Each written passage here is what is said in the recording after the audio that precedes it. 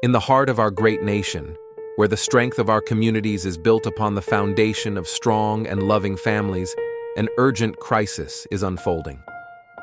Child Protective Services, CPS, an institution designed to safeguard our most vulnerable, has in many cases betrayed its noble mission.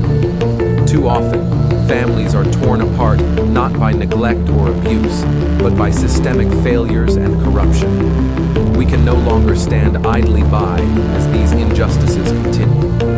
We are here to give a voice to those who have been isolated, to shine a light on the corruption, and to rally our fellow citizens in this critical fight for justice.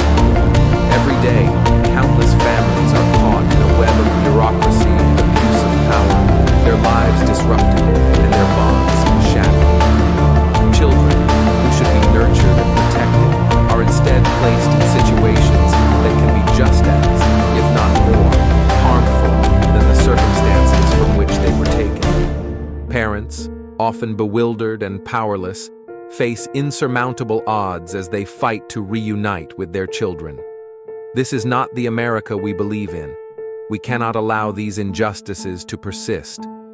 Our mission is to educate, to inform, and to inspire action. We promise to bring you daily updates on CPS, exposing the truth and fighting for reform. We must remember that the future of our nation depends on the strength and unity of our families. By standing together, we can hold CPS accountable and ensure that it fulfills its true purpose, protecting children and preserving families. This is a fight we must not and will not lose. We are committed to saving our families and securing a brighter future for all. The road ahead is challenging, but with your support, we can make a difference. Together, we will bring hope to those who have lost it and ensure that justice prevails. Let us unite with unwavering resolve and a sense of patriotic duty to safeguard the integrity of our families and the future of our nation.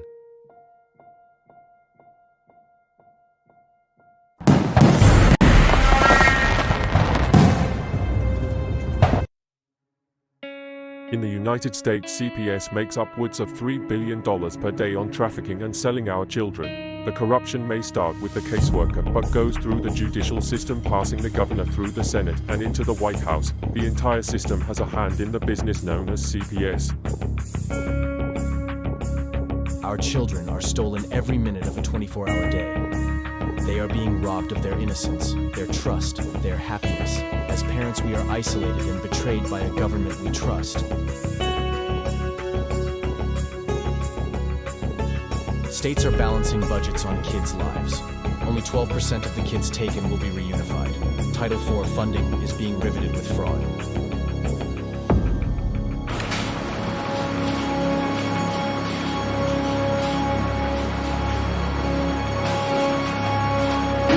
We need to stop CPS and abolish CPS.com is leading the way. Join us.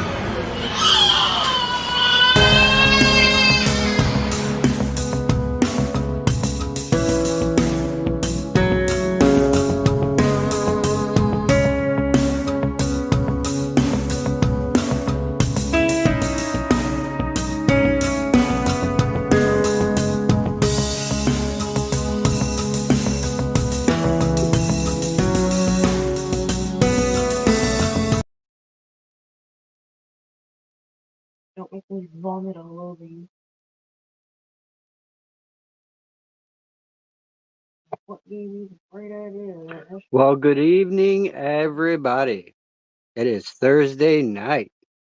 We are CPS Victims Hunting Justice. So I want to give you guys a little preview of what we have in store for you tonight. We have the one, the only Dr. Fowler coming on the show tonight. So, guys, you want to listen to what Dr. Fowler has gone through with her grandbaby and listen to her story. It is out there all over media. We're trying to, raise our voices with that and help Herbert too. So make sure you guys are tuning in tonight, really, because the story that you're going to hear from Dr. Fowler is incredible. You need a new link? All right, hold on. Let me get that out to you, Mr. Herbert. I don't know where Darren is. He was supposed to go down and lay down, and I have yet to see him. So hopefully he will be back momentarily. Oops, screwed that up. I'm trying to get the link out, so bear with me. Give me 1 second, Herbert. I'm working on it. Oh, you're asking me what we need. You don't even tell me coffee and tea. Oh, yeah. I mean, coffee. Incoming, Herbert. Coffee. There you go. I just sent it to you. So yeah, you guys, wait till you hear Dr. Fowler's story. It is mind blowing. She's been on the show on and off for a while now, and she's got one hell of a story. Um, the things that she has found and out just dug, and the things that she's done on her own. That is a woman on a mission. That is a grandmother on a mission to get her grandbaby. And I got to give Dr. Fowler a lot of props because not many women fight as hard as she does. And that's sad. I mean, a lot of these women I see, some of them are saying, oh, I'm just going to give up. There's no use in fighting. Yes, there is. There is a reason for fighting. Let's get Mr. Herbert out here with us. Mr. Herbert, good evening. Okay, good. Good evening, Vinny. How you doing? I'm gonna send her the link now, so I'll be back. Okay. Hi, Tammy. How you doing? How's your evening going? I hope everything's going all right. I was reading your comments in the box earlier, and turn the page with Kim. So yeah, I was definitely paying attention to what you were saying. And I do got to point out that you follow all the shows a lot, Tammy.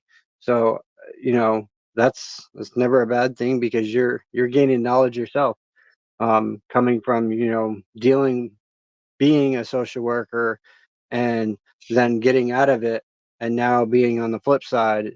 You're learning information that will definitely help you. So what's up, Lady P? How we doing? How we doing? Oh, I don't know. Let me see if I can fix that. Give me a second. There we go. That was Darren's joke last night, and I'm sure he would have deleted it when he got here. But earlier we sent him to go take a nap, so Darren probably crashed out a little bit longer than expected. That happens. I know he's not feeling that good, and he's been sick, so um, I don't blame him. I'd want to crash the hell out too. If I'm really down and down, yeah, you're not gonna even see me online. I will sleep all day and sleep it off. That way, my body can heal itself. That's what I do. Wish I could do that.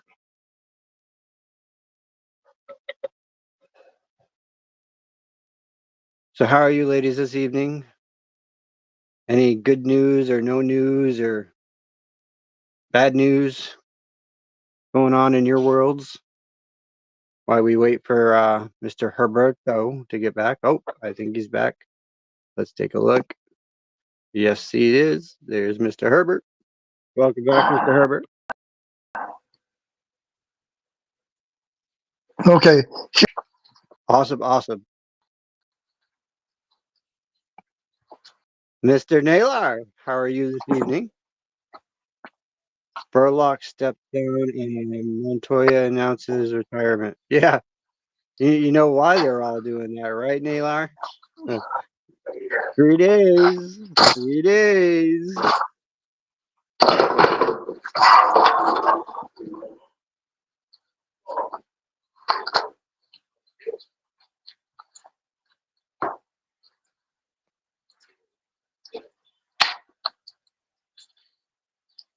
3 more days, guys. 3 more days. Count down them days and hours. We're getting closer and closer.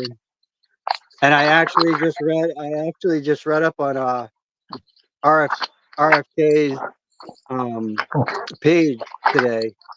Yeah, they are running scared because of RFK. Like they are bashing him all over all platforms, and his policies that he's going to be coming out with are airtight.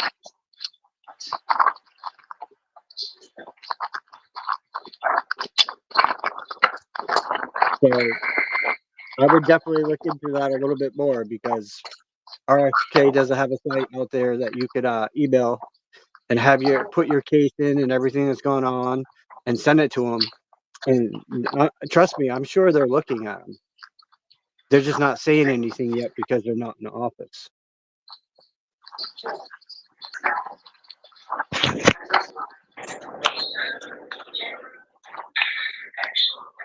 Oh, come on, Clearly. You call him Herbert all the time when he's in the chat. You can't be Hi Chief Zuzu. It's Herbert.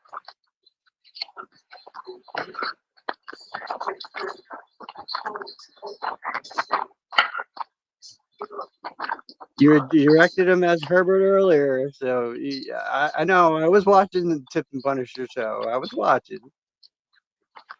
I am one of the co-hosts. I appreciate that, Vinny, because to me that's very disrespectful. I can kind of see Herbert's point because he refers to you as Tammy, so that's kind of respectful in a way to him, and I get that. I understand.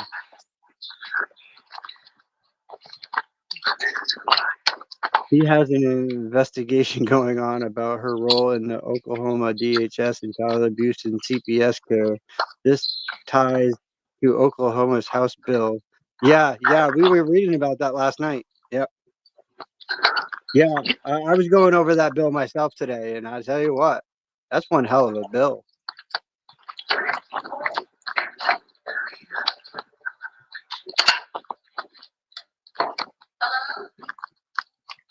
I shared some information out today too.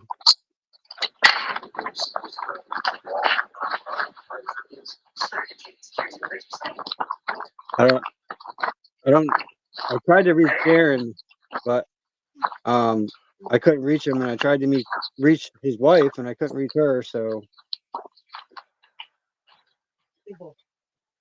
I think they're both out. I mean, he hasn't been on in over an hour, so that's a good possibility.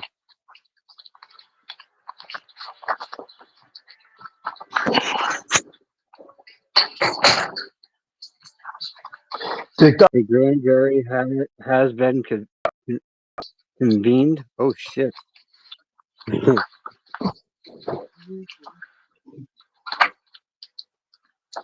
Oh, and there is our wonderful Dr. Fowler. Let's get her out here, and I want her to get this story of hers heard because this is Dr. Fowler. Welcome. Good evening. Good evening, my dears. Thank you so much for inviting me and welcoming me. Thank you. Absolutely. You're welcome anytime.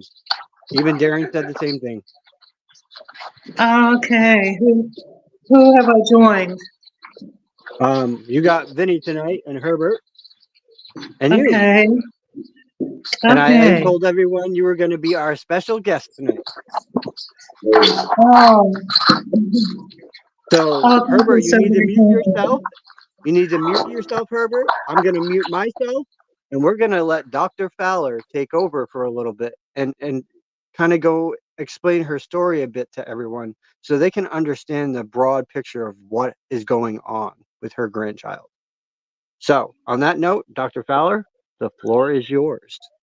Oh, well, Vinny, thank you so very much. Yes, I do have an update to share for the purposes of your listeners and supporters who have joined us, and for those who have not.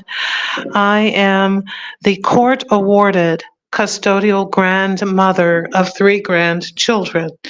The oldest is 23, the middle child is 13, and the baby is age 2, and she is the subject of this discourse. The reason why I have been so intensely involved in my grandchildren's upbringing is due to my daughter, the maternal grandmother. My daughter has 3 major areas of impairment in her ability to parent. She has mental illnesses in the acute range. She has a drug and alcohol problem in the acute range. And she has a fully integrated, fully fundamental belief that she can parent while others cannot, despite the fact that she has been arrested and convicted for child abuse more than once. And there are charges pending against her right now. In fact, there was a new bench warrant issued against her earlier this week for violation of a protection order, an order of protection for the children. Also, coupled with that is a profound belief that my daughter has that she cannot be happy or normal unless her children are harmed. So her compulsion is to harm her children at all costs. So she causes harm when she can, physical harm, mental torment, every other type of abuse that the world can imagine. And she has learned to use CPS as a weapon against her children. So by all costs and by all means, she will have her children consigned to CPS no matter what. And I have spent the years rescuing my grandchildren from CPS. So unless my daughter lives for the next fight, flight occasion, the next eviction, the next episode with the police and the emergency squad, which kind of gives a background, I hope, insofar as one of the main reasons why my granddaughter is now in captivity with CPS is because of my daughter. And it is her will and her decree that the child be in CPS and not placed with me. In addition, I am the lawful custodian of my granddaughter. I was awarded in a court of my jurisdiction full legal and physical custody and a protection order to go with that. Philadelphia, Pennsylvania court has denied my standing as the custodial parent. They've denied my standing as the actual party to the court matter, and they have proceeded to violate each and every chapter of law between man and God, and have allowed CPS and collaborated with CPS to medically kidnap my granddaughter October the 7th, 2022. So it's been a little over 1,818 days since my granddaughter has been missing.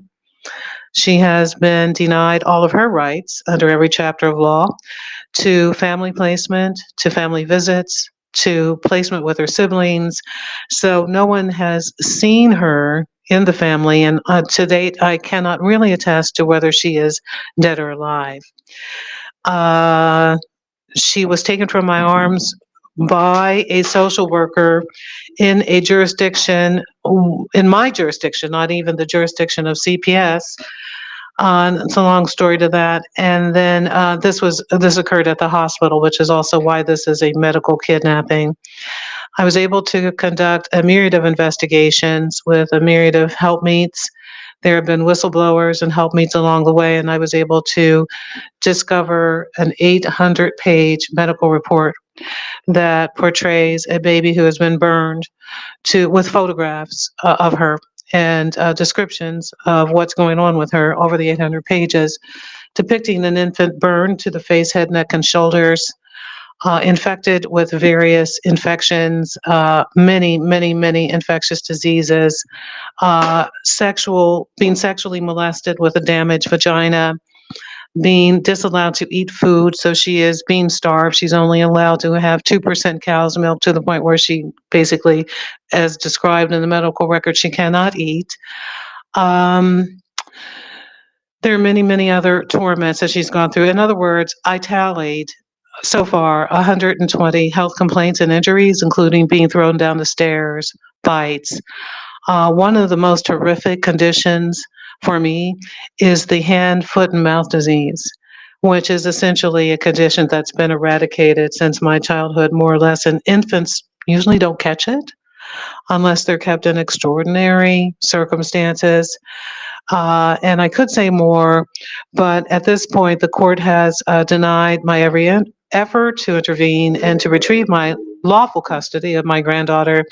And coming up, January 27th, is an adoption hearing. I have an adoption petition pending. The court has so far ignored it. The court is now moving towards their, or so they say, their own termination of parental rights hearing. And that lingers in the balance. I also have a termination of parental rights petition pending that was scheduled to be heard, but I don't know if it will be heard now. And as some of you who are in the know may anticipate, unless there is, of course, as I hope and pray, divine intervention and mortal intervention, the court will move to permanently adopt my granddaughter, if she is alive, to the placement, to the people who are abusing her. I'll yield now and allow you guys to ask me any questions or make any comments.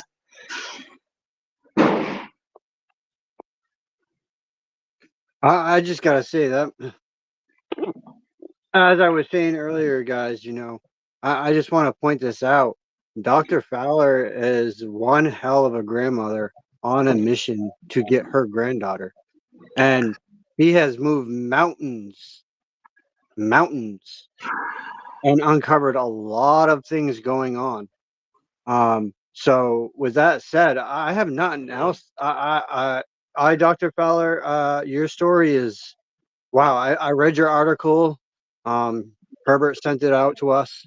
And that is mind blowing. It is a mind blowing article.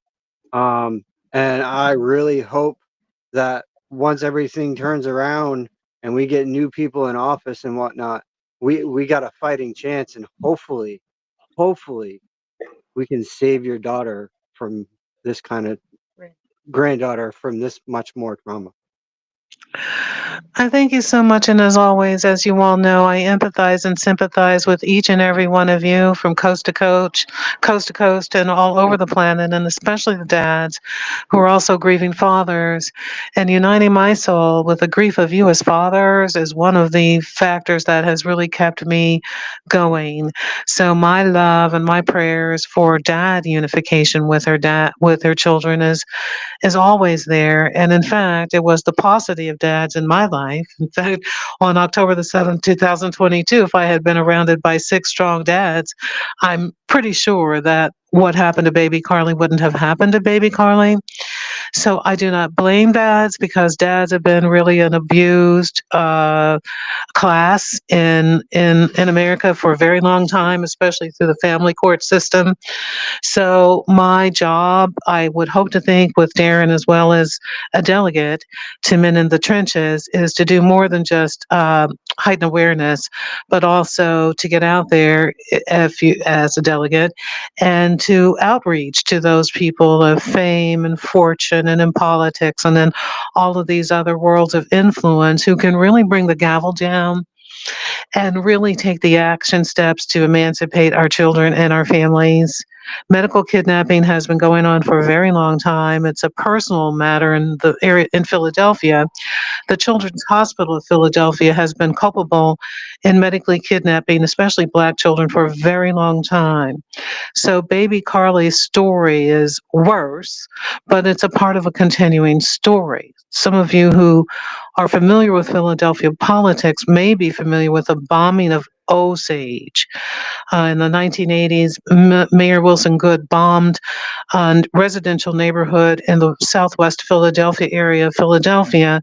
Children were in the home. The home was on fire. There were 13 children that were involved. 7 survived. 5 were killed in the fire, or killed as a result of the fire. And the human remains of the children who were killed were secreted away for many years, and suddenly magically discovered at where? Children's Hospital, University of Pennsylvania. The other children were alleged to be malnourished and underweight, so they were taken and kidnapped by DHS in Philadelphia due to that claim. And they were passed around, as children are, from foster home to foster home. So thank you for allowing me to get that commentary in. Something that I'll be asking you all is, in addition to your prayers, is to please continue to invite me to your media, continue to put the article out if you can. By the way, you all are referring to an article that was written by Thera, Thera Martin. Did you guys put it up? Okay, great. She is a journalist in Philadelphia. She's not just a journalist, but she's really a cornerstone of the Philadelphia community. This lady is a landmark, and she was kind enough and empathetic enough to have me on her show about 3 times. People did listen, and then she herself wrote the article. So I thought it was remarkable, and she wants to do a part 2 of that. So I want to credit her. And if I may take one moment to also, I was thinking today about Diane Barkley. Diane Barkley, I hope you're out there listening. Diane Barkley and also Officer Ponte. Sergeant Diane Barkley of the 5th District of Philadelphia and Officer Ponte were 2 of the only local law enforcement people who would take a complaint about baby Carly.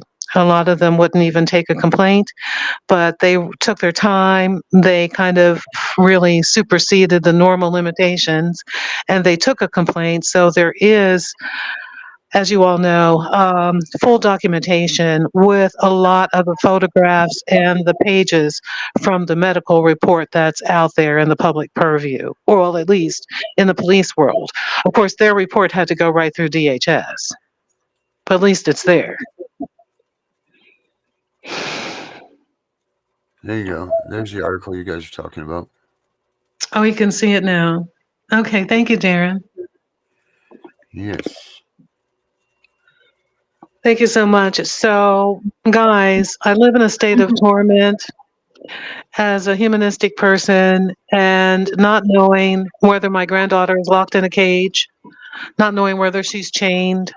When you see the horrible atrocities that people commit on their own children, but in my opinion and my recommendation, if you were to see the 800-page medical record, I think you would agree that she has been reduced to a level of mere existence lower than that of a laboratory animal. She's been impaired in her ability to walk and talk because of the abuses. I know the people who were responsible for the placement, or I have the names. And interestingly enough, so let the world know that the husband is employed where? At University of Pennsylvania Children's Hospital. How unique is that? In a city the size of Philadelphia, a child was snatched from their grandmother's arms, and somehow that child lands, guess where? In the arms of personnel at University of Pennsylvania Children's Hospital in the film department. What is the probability? Apparently good.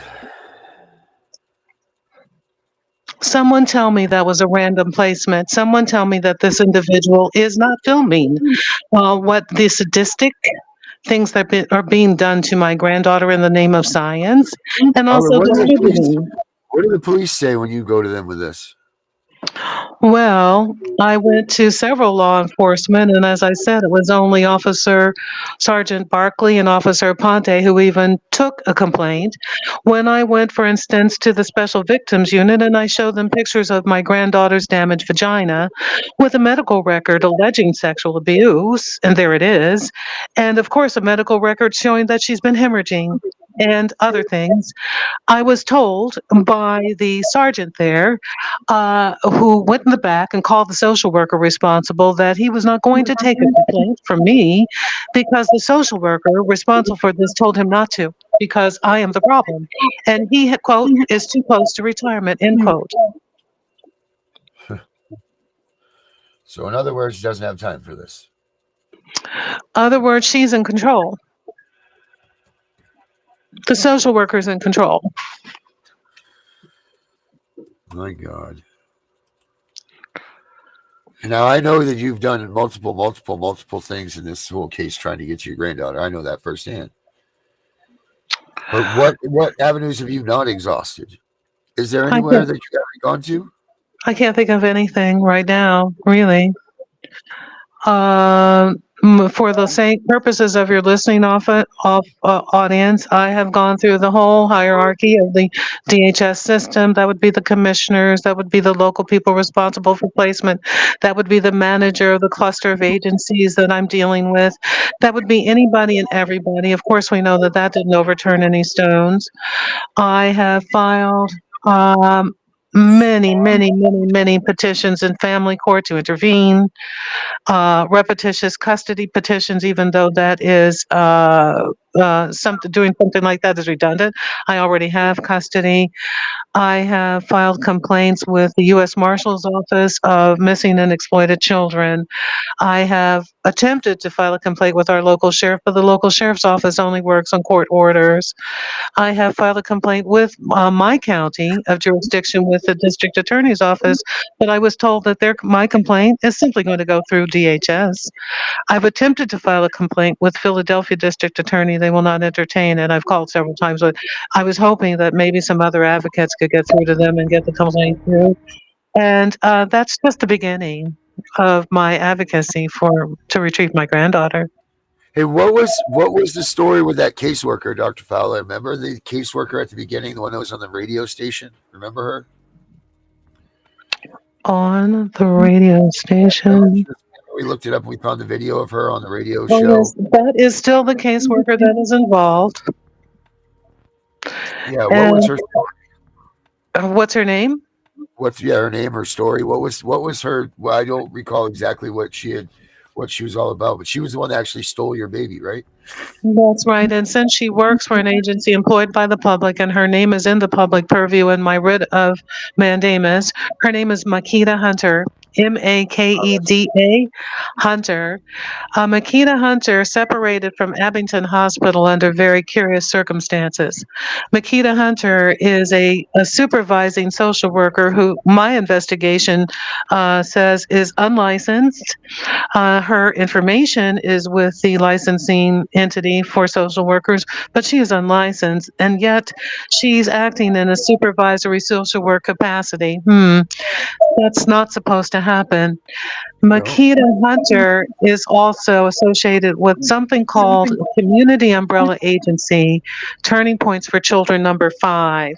There are about 10 of these agencies, and they are responsible for managing the cases of children who are taken into custody by DHS. So DHS identifies a child they want, they take that child, and then they kind of give over all of the responsibilities for the management to these CUA agencies. Well, CUA number 5 was implicated in the deaths of baby Sulia Williams, age 2, and baby Hope Jones, age 3, who were both placed with people of illicit repute and handling of children and killed.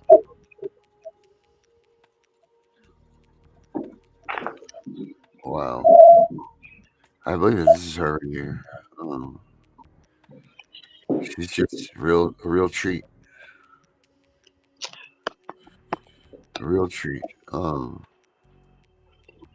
Just one podcast, right? Episode 53. There we go. Here she is right here. I got her. Makeda Hunter has stalked me, threatened me, harassed me, terrorized me on an ongoing basis with a case involving my middle grandson for a period of about 4 years. Makeda Hunter began to threaten to kidnap my granddaughter from the very inception of the involvement of DHS, and she denied me the normal delivery of my kinship award papers with a premeditated, clearly planned premeditation to take my granddaughter away from me, and she proceeded to do it. This lady had me so terrorized that I was having heart palpitations, and I really was having a waking heart attack. That's how afraid I was that she was going to kidnap my granddaughter. And she was able to do that. She made a lot of efforts, and she tried many times to just simply take Carly.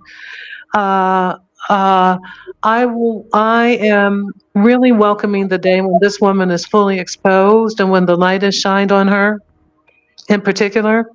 But all of the Yes. stakeholders in this matter need to be brought to justice. And I hope and pray that they are, and I will do all that I can to make sure that that happens. Right. Here she is right here, everybody. So how you been? I've been managing. I'm not going to do that Tierra Mari thing where they ask her how she's been and then she just breaks down and cries. Oh, no, I'm not don't going to do do that. Thank you for the drink. But Oh yeah. Woodford Reserve. but I've been managing. I've been managing. I've been managing. It's been a lot, right? Because for social workers, life is still lifing. Yeah. Yes. So while I am still trying to help everyone else kind of stabilize their families, sometimes your own family is blowing up into bits and pieces, and you're thinking, "Whoa." Well, you know, that's the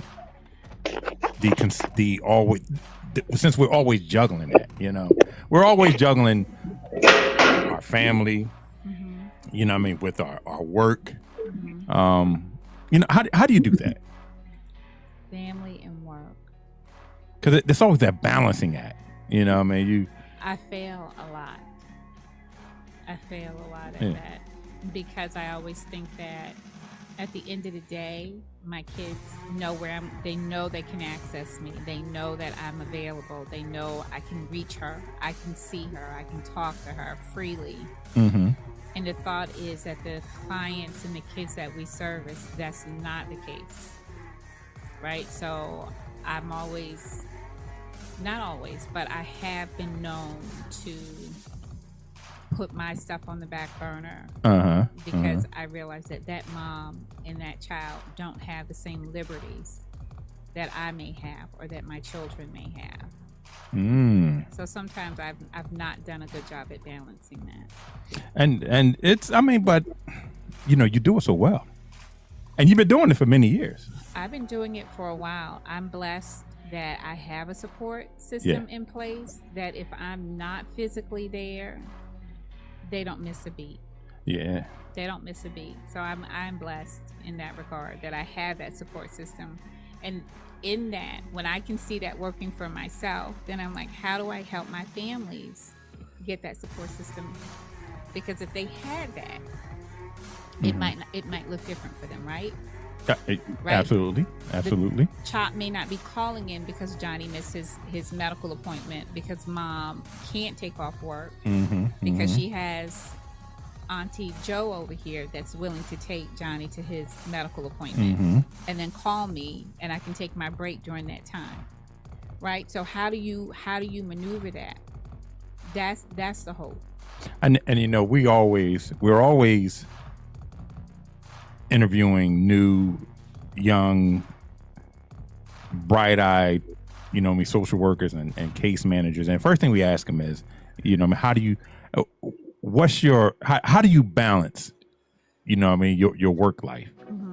And here it is, we're struggling ourselves. So if they give me a BS answer, then I know they're BS. You know it. Because it's not easy. You know it. Because what's the first thing they say? Oh, well, you know, I go to the gym, I do it. Yeah. I can't remember the last time I've been to the gym. I be struggling. No comment. I mean, like, yo, I got my tights on. But if you walk, that's the same thing. So I try and get my steps in. Because that's the same thing as exercising. But you know, us men, we want to hit, you know, hit that iron, you know. I was about to say, I want you to finish that sentence because that would take this conversation somewhere left. We don't want that. But you know, like I said, that's what I mean. We want to. I mean, you know, man, we don't want to go there walking. We want to hit that iron. But I think if we had a balance on what that could look like, maybe the burnout would look different. Yeah. Right? Because if we knew how to shift, like I just recently started painting again. I love to paint. I love to be creative. But at the end of the day, half of the time I'm so tired that I don't give myself that opportunity. So now it's okay for you to cut off and paint. Or I'll do it during these workshops that I have to do. I just get my stuff and I doodle and I create while people are talking so I can process. What's the now? Let me before we even go to our since we're we're vibing here. The thing that I struggle with is again that maintaining that work balance, that work life balance. Mm-hmm. So I've been doing this for like 15 years. Yeah. But and it's still a struggle.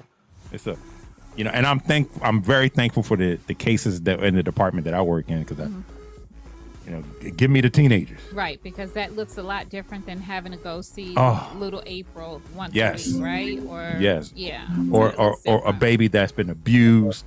That's one thing that I struggle with. Mm-hmm. That I couldn't see myself working those type cases. And listen, I give you your blessings for. You got it. and I'll take it. I'll take it every time. Yeah. Every time. I love it. I don't love having to do it, but I know that I'm not going to half-ass it. Yeah. So I don't want that little kid to experience this again. So I don't like the fight, but I'm built for it, is what I tell people. Yeah. I don't like it, but I'll do it. And listen, everybody, I've witnessed her in the courtroom. I've known this lady for years. She will tell her parent like it is. Right. And I'll be like, he ain't gonna snap. Because it really is, I care. I do care. Even if it seems like I don't, I really care about what happens to you. And a lot of people, I've seen people leave and I'm like, oh, come with, they have an opening for you. Why don't you come? And I'm like, well, if I leave and everybody else who really loves this leaves, who is going to be there to look out for the people that look like me? Yeah. So true. Who are we going to leave it to? The people who are here just because they want to check? Yeah, hold on. Because they want to check or they are waiting for the next big thing to happen. I'm not waiting for the next big thing to happen. I'm not waiting for. Now, I do want to hit the lottery. Don't get me wrong. So I don't want anyone out there. Let me borrow. I got to borrow something. Like, right, I've already had it. I'm going to take 6 months off, but I'm coming back. I would still come back and work. Oh. I would still come back and work. So I'm not waiting for the next big thing. So I'll take those cases because that's all I want to do. You like those cases? I like working. You sure you don't want to come over to congregate care and work absolutely with some of these teens? Absolutely not. I'm not built for that. I'm not built for that. So let me ask you. So what kind of clients are the most difficult to work with?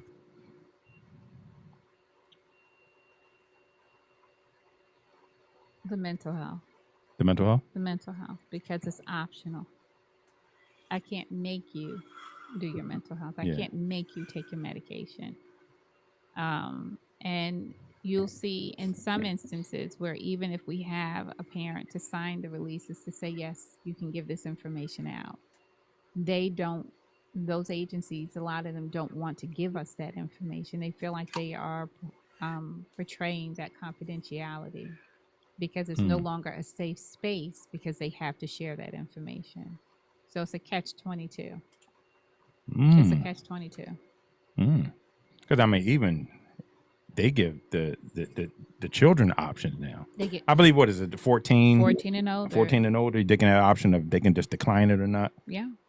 So and what it is, and they still want you to work a miracle without being able to address that mental health piece. And there's just no way that you can.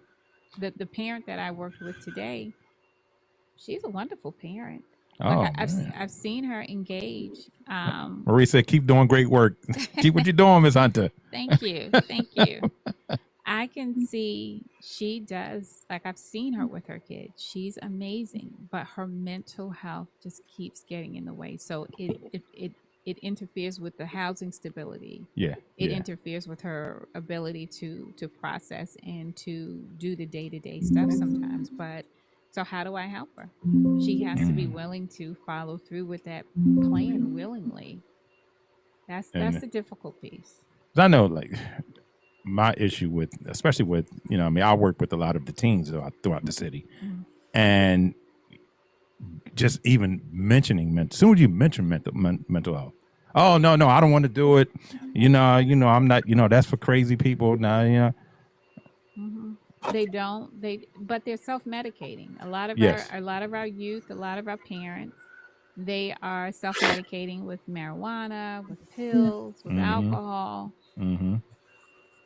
and it's the struggle to combat that. Yeah. Now, let's go back to your past. Why did you want to get into social work? Because I get asked that a lot, but I'm asking you now. Why do you want to do this difficult job? Because I know what it's like to lose a parent. I know what it's like to be Yeah. separated from a parent multiple times. I know what it's like to be separated from a sibling.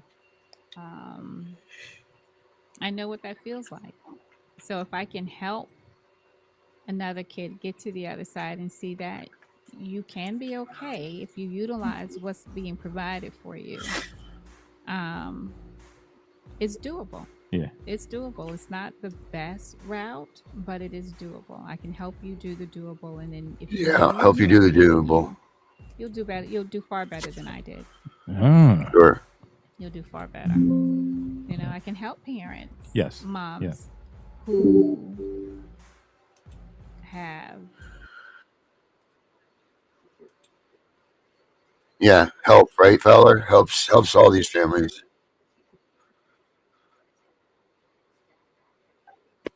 It's hard to imagine that this person who appears to be rational, who's actually speaking words of caring for others, is conducting these sadistic, nefarious activities around an infant, or maybe many infants. She comes out, smiles, and pretends that she knows what she's doing is saving the world, and in fact, she's stealing from the world. She knows that. Well, yes, and listen to her answers. Even if she were to blow up and get all this money, she would still do this. Why? And here's my recommendation. There are three primary motivations for medical kidnapping, in my esteem. Of course, there are many others.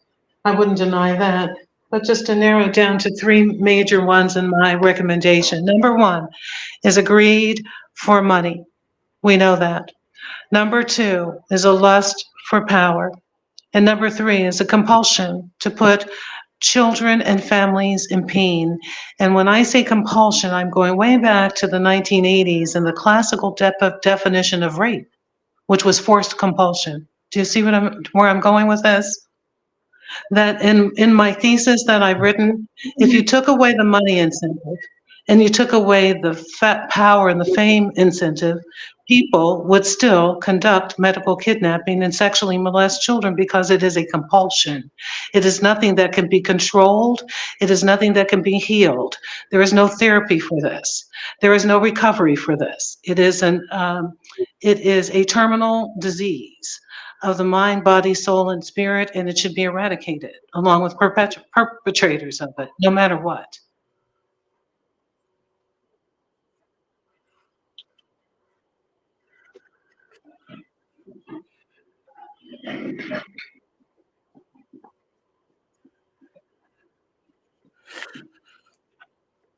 What are your thoughts, Vinny? I've already shared my thoughts with Dr. Fowler and what I think of her case, and Talking about this caseworker.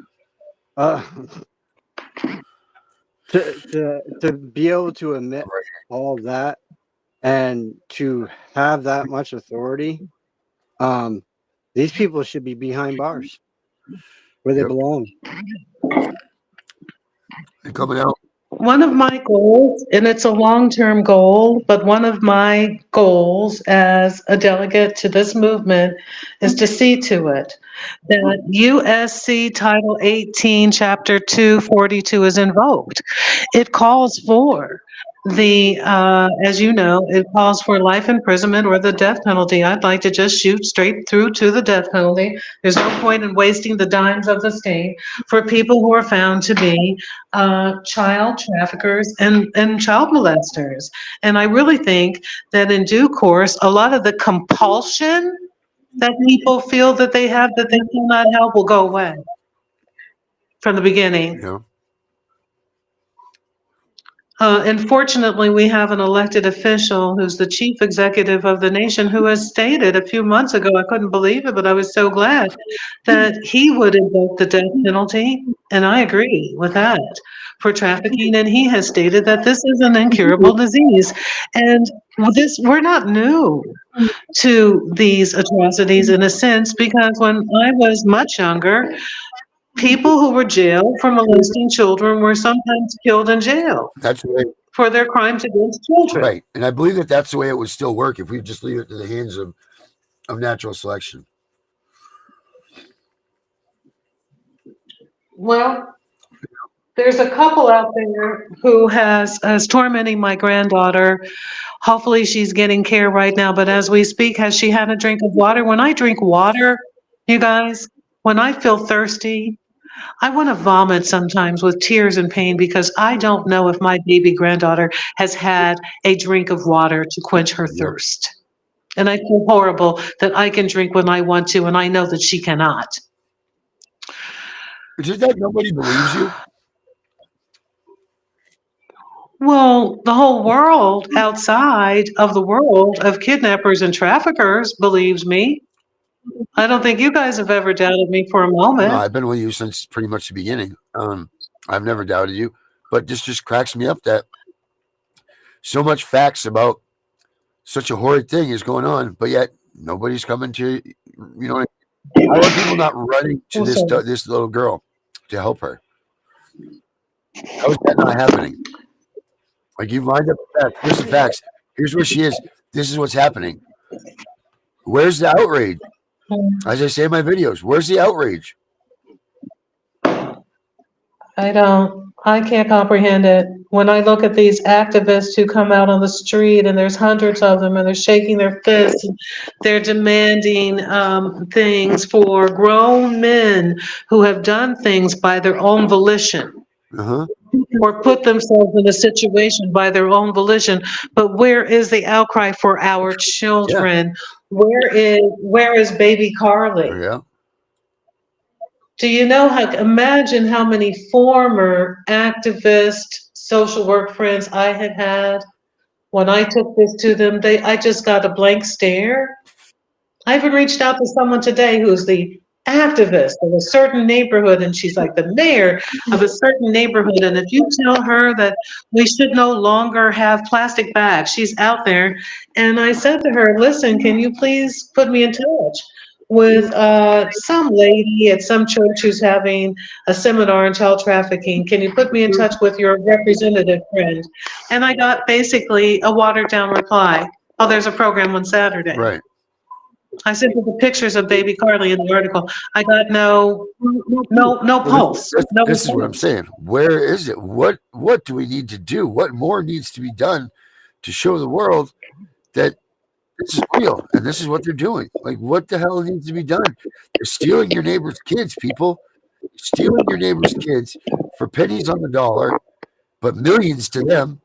You know, they're kidnapping kids of good heritage and good family faith, not kids that need to be helped. So it's just like, come on, someone grow a set of balls. My wife's back here saying, well, they're scared it's going to happen to them. Well, guess what? It's going to, if you don't say anything. Because it wasn't supposed to happen to me. But it did. Why? Because they don't care. There was nothing wrong with our situation. There's not a damn thing wrong with it. But they're coming, people. And it's too late once you sit there and be like, oh, well, they came and got my kid. Let me get involved now. No, you should have been involved long ago. I should have been involved long ago. The mere magnitude of especially medical kidnapping is so staggering that I cannot believe that it hasn't shaken the nation's consciousness.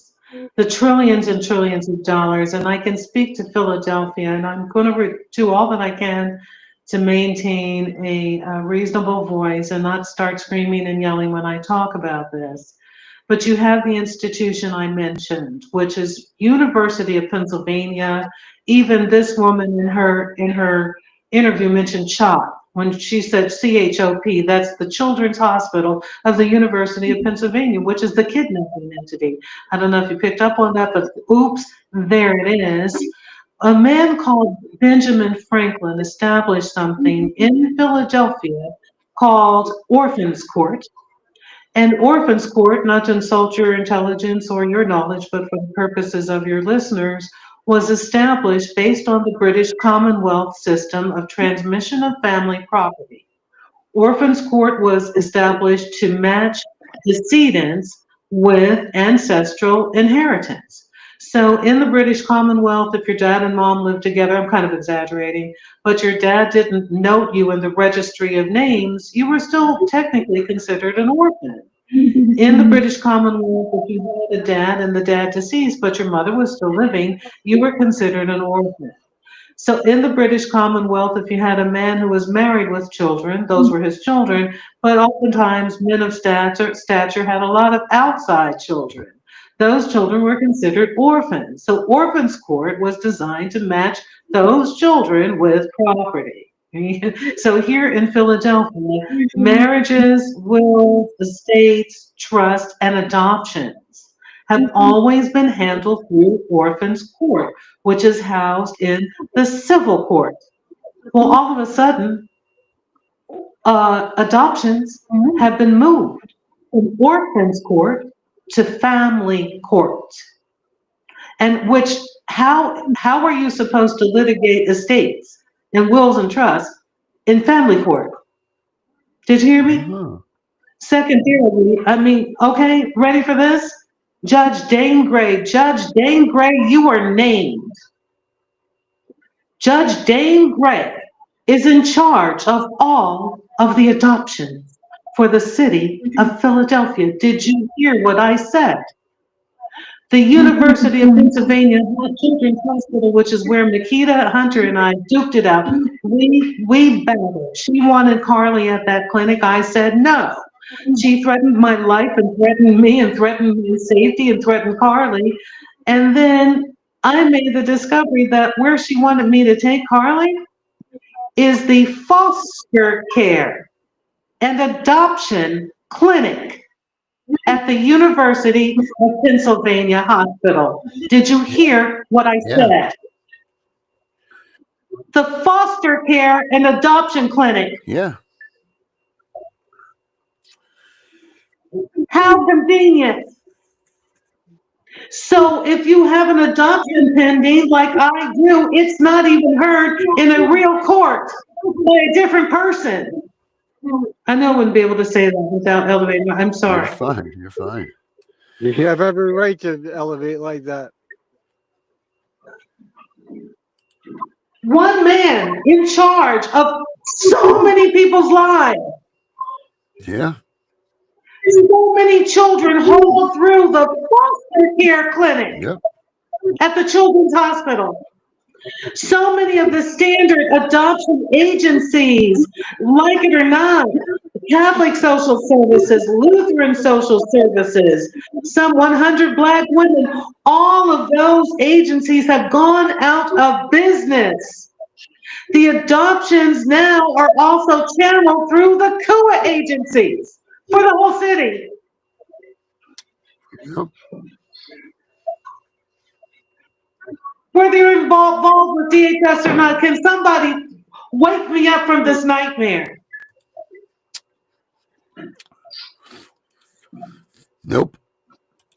And why not? In an actual court, my adoption petition would have been heard practically a year ago. It's just still sitting in court, being twiddled with. You've already been given custody of her and nobody cares. You've already done the winning and nobody cares. They've stolen your kid right out in front of everybody. Nobody cares. They took your granddaughter right out of your hands in a hospital. Nobody cares. Why? We care. You're here. You're on our show. But who are we? Thank you. Well, you are the power, and you are the voices, and you are the dads, and you are the strength of the nation right now. You are the men, and this is the issue that is going to help other men to arise and reclaim their manhood. This is it. This is the seed kernel of the movement that is going to change the world. That's what you are. You are my brothers in spirit, and you are the fathers who are going to help to turn this crap around. And our first demand is to free these children because they are political prisoners. Yeah, I agree.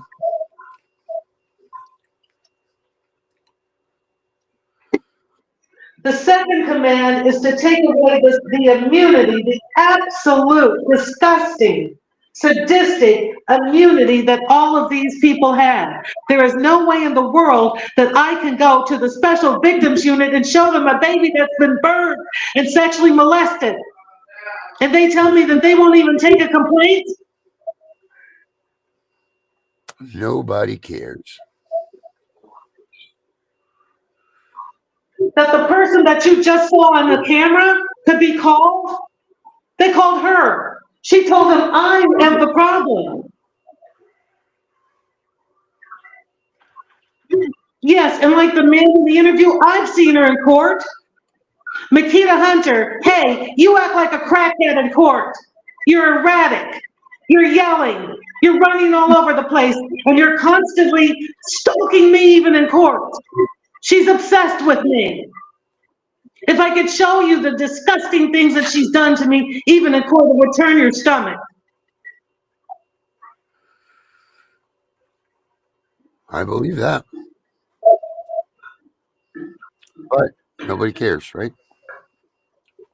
Nobody cares. In my life as a woman, I have never, ever been stalked, pursued, threatened, harassed, and harmed like this woman has done to me, ever.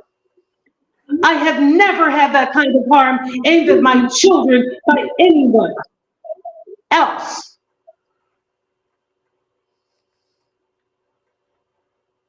Yeah. It's very frustrating, right? Gotta agree with Jonathan. Well, it is very frustrating. We're on the show. It is frustrating, and yet I'm on the show, sir. Yes, it is frustrating, and at the same time, there's all of you from coast to coast. There's the saints and the people that have prayed, and there is still hope. And I'm never going to stop, and I'm never going to back down. I was recently given a message through some advocates that are associated with city council, and I don't know these people, and they told me in a long email that I am to stop talking about baby Sulia Williams and baby Hope Jones, who were killed in DHS custody. I was told that I must stop talking about the law. I was told that I am too smart and I am too rich. And that's why I can't get any help. And I was told that I should just focus on baby Carly. And I took that messaging to mean never stop talking about those beautiful ancestors who were killed. Baby Sulia Williams, baby Hope Jones, Pennsylvania 235324, which awards standing for custody to any of us gathered here in Pennsylvania. It's been denied. And I will never stop being, guess what else, too rich and too smart.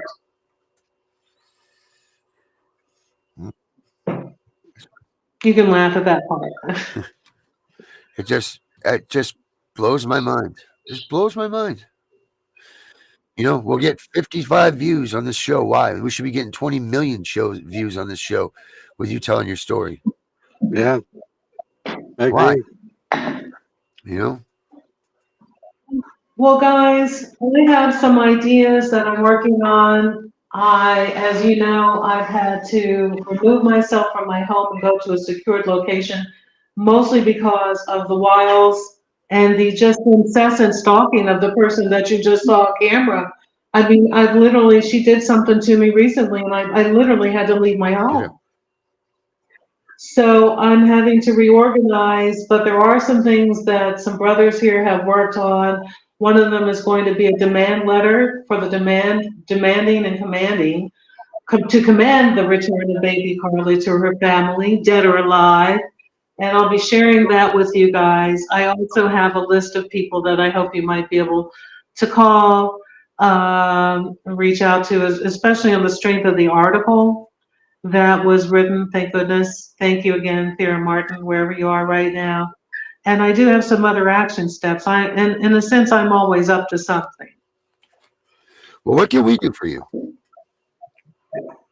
Well, you can do just that. If you'd like to be, if you would be kind enough to invite me back on the show again, and if you'd be kind enough to take this letter that I will share with you and just help to push it out there, that would be great. And I think we need maybe a little public service announcement or something and capture, titled, "Where's Baby Carly?" That can also go out. And also your prayers, in particular, because, like I said, we've got another dependency hearing coming up January the 27th. I will not be in court. It's too dangerous.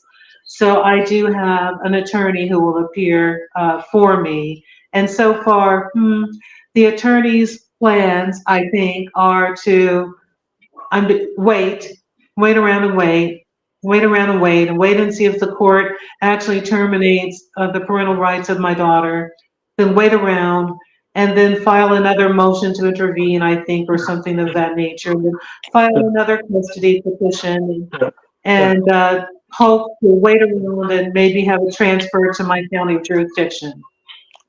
Just doesn't sound very sound to me or very comforting to me. No, but the father's letter, when issued strategically, might really make a difference because it will call out the names of all of the stakeholders, including the GAO, and, just call out a demand for the corporal remains of baby Carly if she's dead, or for a living baby if she's alive. And imagine this.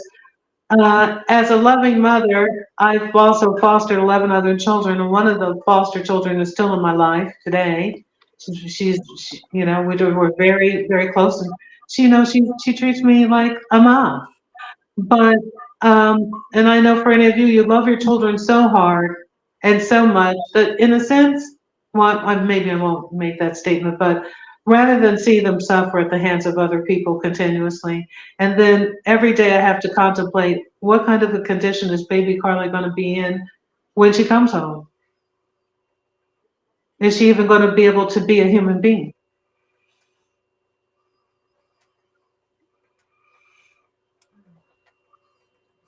Wow. She doesn't know me. She's never known comfort. She's never known care. She's never known a day without filth or squalor or abuse. She can't remember a happy day. And that's all she deserves. The medical report shows that she went immediately into crisis as soon as she was stolen.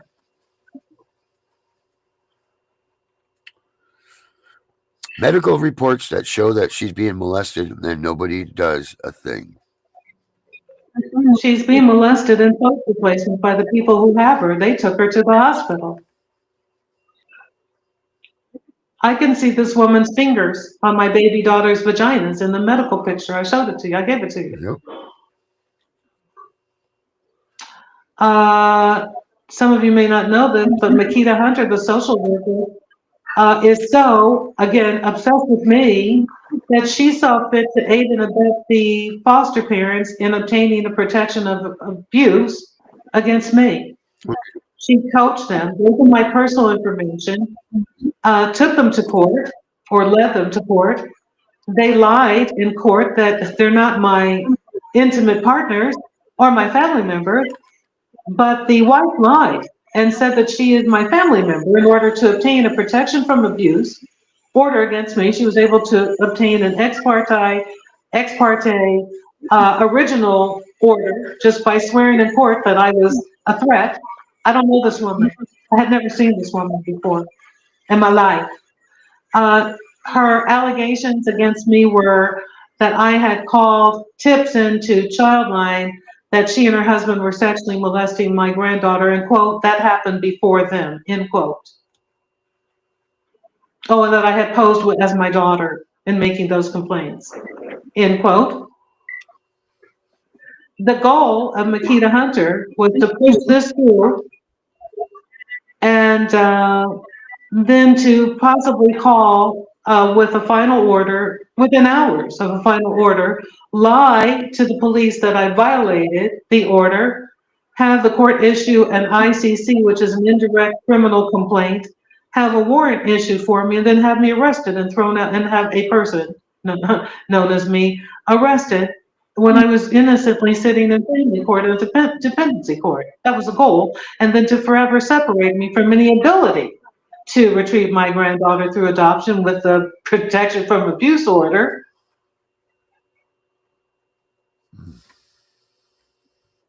This is the link. So here is a woman who is molesting and harming my granddaughter facing me in court. And nobody cares. Wow. So what's it take? The take is, I want you guys, Vinny, I can't see you very well, but I can kind of intuit what you're going through. And I want you to still rely, as you always have, on the powers of the Most High. God is alive. And I want you to remember the strength of your manhood. You are a man. And no social workers, no robbers and stealers of children can take that away from you. And I want you to continue to walk upright in your strength as a man and continue to pray and believe in the Most High. And Darren, that goes for you too. And Cousin Herbert, you have been a pillar of this community. You don't even have the headaches of children of your own, but you have been a soldier, an advocate, and an angel through and through. And in due course, you will get your recognition. You have mine coming from the bottom of my heart.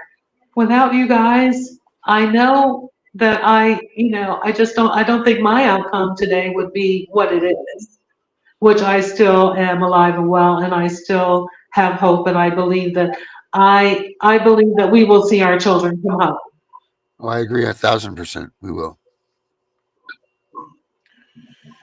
Absolutely, we will. This has gone too far for too long, and enough is enough. But you see, the movement has to come from the dads.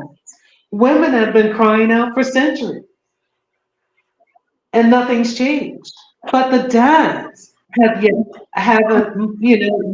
looking for the dads to mobilize and form the militia. Yeah. That's it. It's only the dads. It's in the loin seat of the dads. Yep. Take that militia and you march to every one of these houses that's got our kids. Also, the strength of the militia is that it exists. The Most High commission, and I'm going to use the word us, as men, to arise and protect and provide for the families that He gave us. It is not only your right, it is your command by the Most High. And we haven't been able to do it alone because we're supposed to form a militia. The Constitution tells us to form a militia. And militias doesn't necessarily mean taking up arms in the streets, but the mere fact that a militia exists is enough of a deterrent at times. Great nations have militias. Yep. And they're not all usually deployed. I mean, you don't always deploy the Marines, but the mere fact that they're there is a deterrent. They're fit and ready to deploy.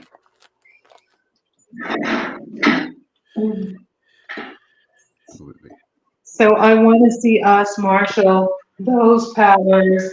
And again, if and when it's possible, guys, can you get let's get to Donald Trump. Yep. That's our action steps. Get to Trump. The time is right. He's already spoken on this, and he is one of the only public authorities that I've ever seen even speak on this subject. Yep. From what I understand, even radical Black Lives Matter and all these other movements will not speak on this subject, in part because they stand for this. And they are funded by agents. People say, I can't say this, these are not my words, but people say that they're George Soros, they're funded by these other, entities of the deep state. And like you guys said, they're also afraid that they're going to get their kids taken. But we got to stop with that fear. We have to stop with that fear that they're going to come get our kids. Let them come and try to kid our kids. Let them come. It's time that we stand up to that. No more handing our kids over. I haven't yet heard of. Can you guys hear me? Yeah. Okay. I haven't yet heard of a situation where the police and CPS came to the door without paperwork saying, I want to take your child. And the person got arrested for not giving over the child. I haven't heard of a case like that yet. I mean, I have heard of cases where there's a court order, then the parents put up a resistance, then the parents get arrested and the kids gets taken away. But whereas there's no court order, there's no warrant or anything, and parents have given up their children because they're afraid to get arrested. They're not going to get arrested. They're not breaking the law. There's no law they're breaking.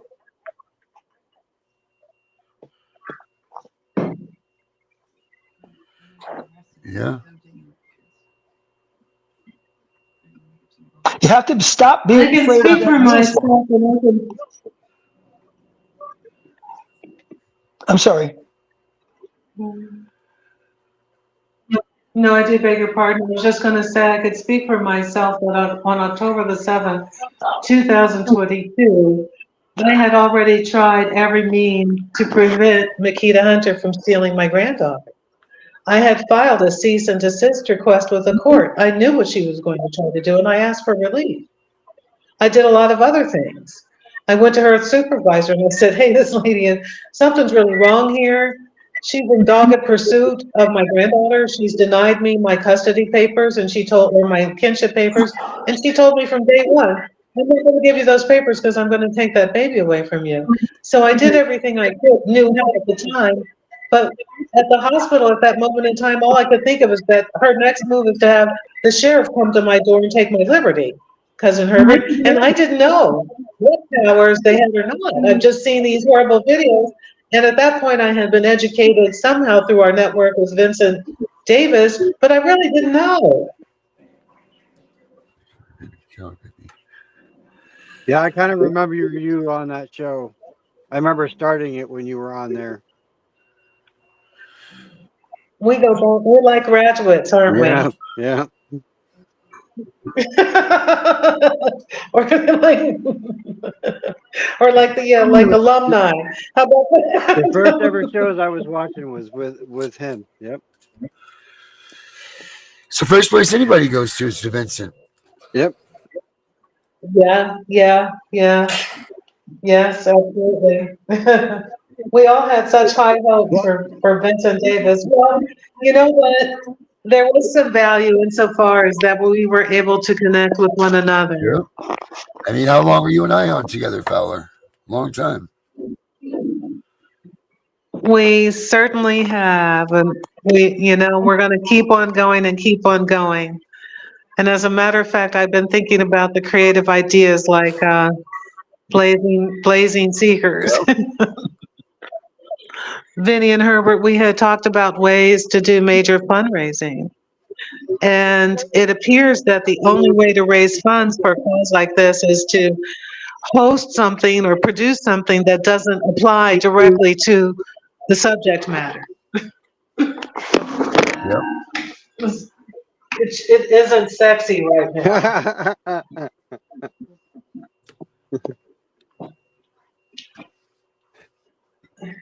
Yeah, no, it's not. Definitely not. I feel that.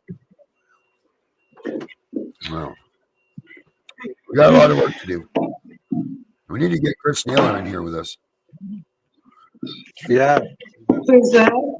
This gentleman, Christopher Naylor, that's been on the outskirts of the show now for the past week or two. Jonathan also. Yeah. Mm-hmm. I want to get Jonathan on the show to hear his story. But I want you guys to start dealing with us. Maybe it's time we bring back Men in the Trenches. Yeah. Yeah. I would The really show like for the that. guys. Yep. For the guys in Fowler, my wife just said. Yeah. Well, to help my epithet, say it again, guys. Christian says, if we organize revolutionary militia, we need Deadpool uniforms. And I just happen to be wearing a Deadpool sweatshirt right now.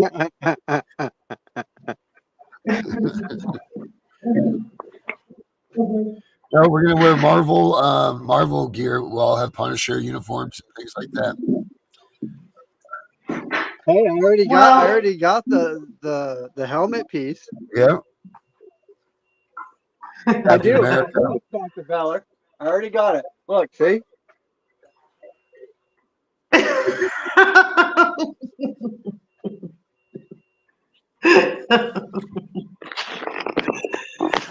To perfection. To perfection. Well, how about we do some last words? Yes, sir. Well, when you have a knock at the door, remember you don't. Ladies first, bud. Ladies first. Oh, God! I'm so used to you got me going first so many times. It was just automatic. Dr. Fowler. Well, guys, in the name of the Father, the Son, the Holy Spirit, and the Mother God creative forces, all the angels of protection and safety, the unnamed spirits and the unknown spirits of love and friendliness, I offer up my prayers for each and every one of you, for your families, for your children, near and far. I pray that the Lord will touch your hearts and your minds and bring you comfort in your hours of distress. Merciful Jesus, and continue to let this circle be unbroken. Amen. My words. Amen. All right, Herbert. Now you. I want your listeners to know. I've been with you on the show now for about a good 2 years, and the reason why I've been on the show is because my cousin, Dr. Fowler, she called me one time. She told me about her granddaughter being stolen, and immediately I was going to contact the local police departments to have an all-points bulletin put out for that child. Then she explained to me the word stolen. In other words, the baby wasn't like stolen from the Walmart's department store or something. It was medically stolen, and that's how I got involved with being on your show. That's first I want to tell your listeners. Second thing is, I tell you all the time, don't let Herbert or CPS in the door unless they have a warrant or a court order. Well, I'm going to add to that. Don't open the door. There's no need to open the door. You could talk through the door. Don't even open the door. Just say, hello, who is it? How can I help you? Then they said, we've got to come in, bing, boom. And then you say, do you have a warrant? No, we don't have one. Don't open the door. Ma'am, sir, would you please open the door? Nope, I'm not opening the door. Don't open the door. Unless they have the proper stuff that they can show you. That's my last words. All right. Any? My last words are going to be this. I'm going to follow along kind of what Dr. Fowler had to say. I think she's kind of right that us men need to be more boisterous out there. These women are posting on a daily basis, and I'm seeing some men post, but not many. I feel that, us dads need to start raising our voices too. It is time, dads. Get off your ass and fight for your kids.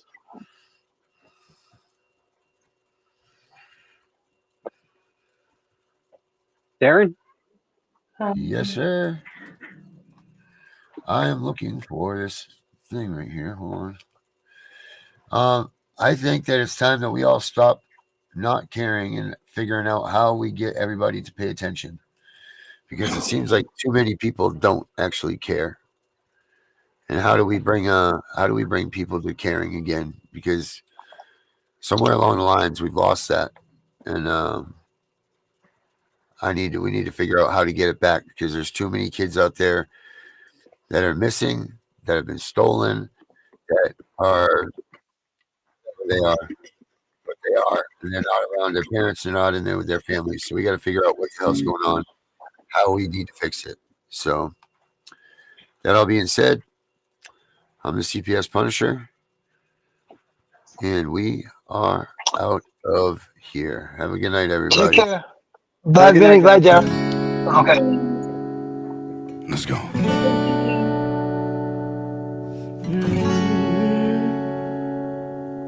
The world getting crazy, baby, chill. Don't medicate, just meditate. You waking up now, well, baby, you hella late. Educate, look at what's going on, let it resonate, accelerate. Find your inner hunger like you never ate. Agenda is to push the hate. Separate and segregate, don't celebrate. Quite yet the storm is coming, cue for heaven's sake. Violence that they demonstrate, instigate and penetrate the values of our country, and our God is what they desecrate. My fighters ain't no featherweight, pulling out the seams of the fabric that they fabricate. They feed us lies, manipulate, intimidate through fear and force, forcing us to sit and wait till we come together, congregate. Then we liberate, praying that you give me strength to find some love amongst the hate. Marching on the streets of blood till I see the golden gates. Troubadour, troubled souls, one of God's servants. Blades out, cut the grass till we see the serpents. One day I hope you see the truth.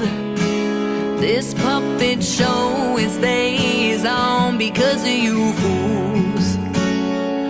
We've been dancing with the devil way too long. I know it's fun, but get ready to pay your dues. Oh God, come back home. This crazy world is filled with liars and abusers. We need you now before we're too far gone. I hope one day they finally see the truth. God, we need you now. I know the truth is hard to swallow, just digest it. Suspected something's going on, chose to just neglect it. Deflected by some breaking news, oh, we just accept it. Expected just to fall in line and follow their perspective. Don't question their objective, but I got a lot of questions. How these kids molested, but nobody's been arrested. Read it in the testament, these children are protected. So I'm fighting all these terrorists, both foreign and domestic. Refuse to be directed, lying out of sheep. Only kneel to my God, so I'm dying on my feet. Silence when we speak, but there's violence in the street. I've been rolling with the punches, I can't take it on the cheap. Nah, drink from a glass half full, I'm optimistic. People are sadistic, so vicious and malicious.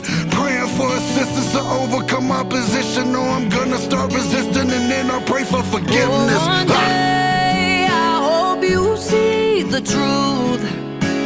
This puppet show, it stays on because of you fools. We've been dancing with the devil way too long. I know it's fun, but get ready to pay your dues. Oh God, come back home. This crazy world is filled with liars and abusers. We need you now before we're too far gone. I hope one day they finally see the truth. God, we need you now. We need you now. We need you now.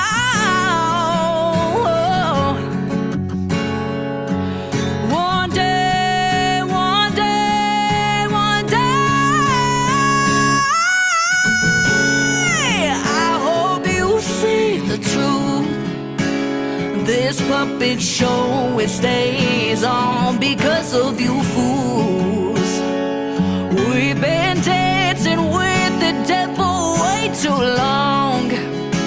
I know it's fun, but get ready to pay your dues. Oh God, come back home. This crazy world is filled with liars and abusers. We need you now before we're too far gone. I hope one day they finally see the truth. God, we need you now.